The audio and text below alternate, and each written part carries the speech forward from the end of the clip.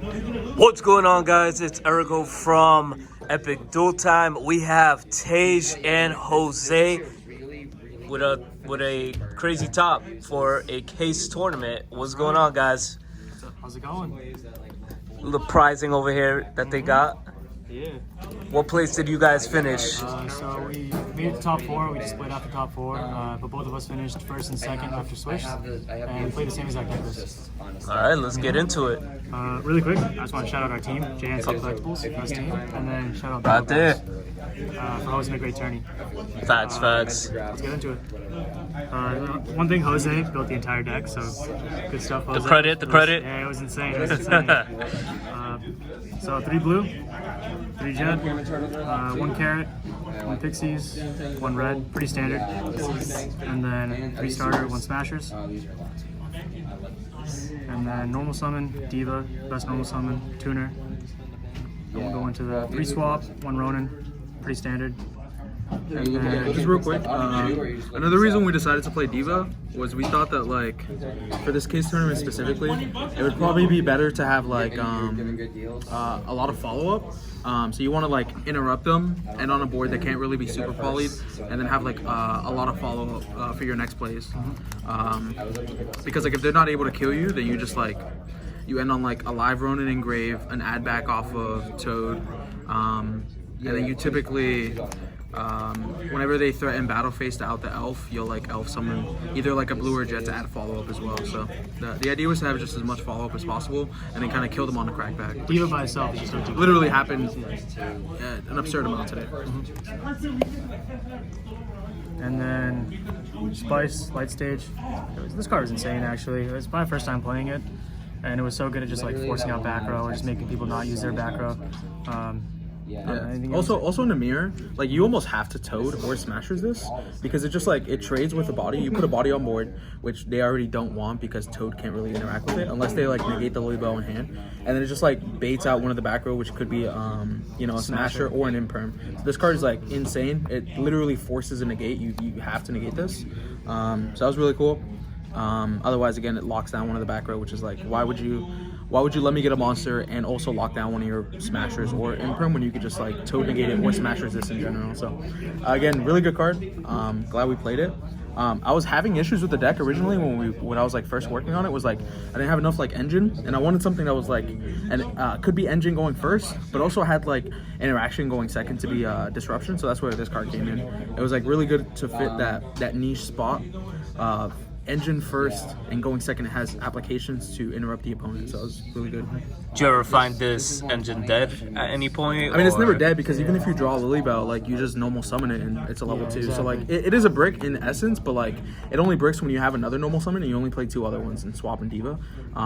As far as like drawing the second one, I mean, yeah, I don't know, it is what it is. You play 2 of it. Right. Like, if you draw one, you're pretty happy. Exactly. First tier, it's insane because like you don't even have to special summon this if you don't have any other normal summons in hand. You can just hold it, force out the back row, and then normal summon this and play. Yeah. 3 prosperity, Standard. Game, yeah. And then hand traps, 3 nib, 3 crow, 2 ash, 1 bell, 1 veiler, 3 imperm. Honestly, they're just Hulk targets, right? Hulk target, bounce back to hand, extra interruption, and then just the last card is 1 cosmic.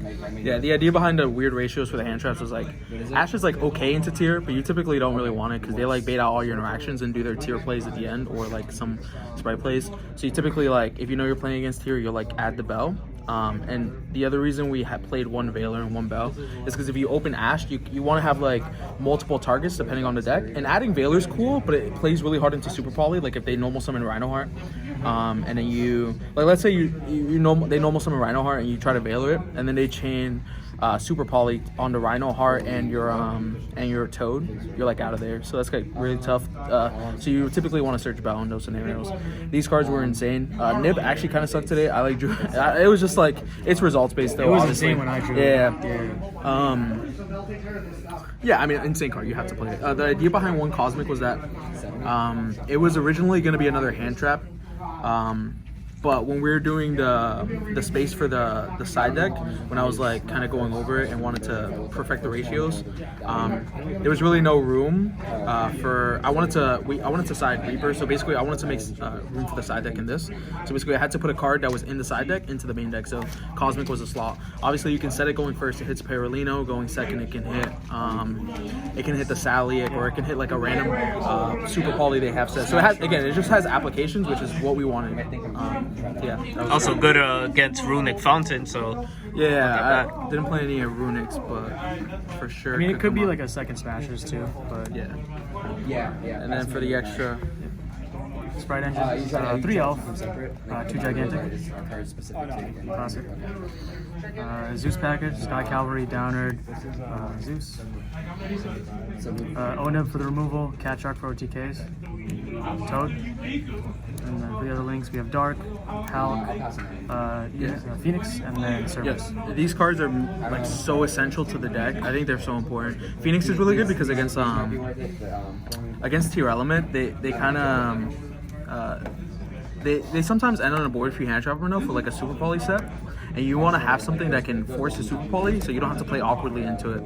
So basically, you Phoenix the Super Poly, and then any level 2 becomes Gigantic. And it's cool because once you make Gigantic, it'll stick to 32 because it has the Phoenix's material. Cerberus is really good. It outed like 3 Nip tokens I gave opponents today. It also is just randomly good to out like generic monsters. You basically just want to. These cards like bait out interactions, they have to negate them, and then you consolidate to like a Gigantic, and it's game every time from there. So yep. And then the side deck. Gamma package, best hand trap. Ghost Reaper. This card is actually crazy for me too. Like it just auto wins the Spright matchup. Yeah. Shifter. Yeah, real quick. The idea behind Reaper was like we play so many hand traps. Ideally, you want to draw Reaper with another one, and if they don't open swap, then you can Reaper that Gigantic. Otherwise, if they open swap, you Reaper the Elf. And then the other hand trap makes it so like when you go for your own Spright plays, you just pop off, and then you're always winning the grind because you play the 3 Elf. Another reason we played that. So Reaper was just really good. Shifter, and for the tier matchup, card's the same. And then Gamma Burst. Reasoning is you have to.